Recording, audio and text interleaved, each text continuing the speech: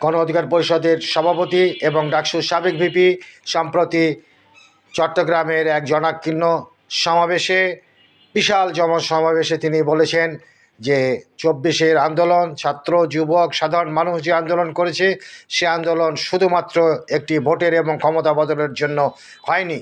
এর পিছনে মানুষ চেয়েছে দেশের আমূল পরিবর্তন, আমূল সংস্কার, সমস্ত অপজঞ্জালগুলোকে দূর করবার মতো ব্যবস্থা যেন এই অন্তর্বর্তীকালীন সরকার করতে পারেন। সেজন্য তাদেরকে রাজনৈতিক পক্ষসমূহকে কিছুটা সময় দিতে হবে বলে তিনি সব রাজনৈতিক পক্ষসমূহকে আহ্বান জানিয়েছেন।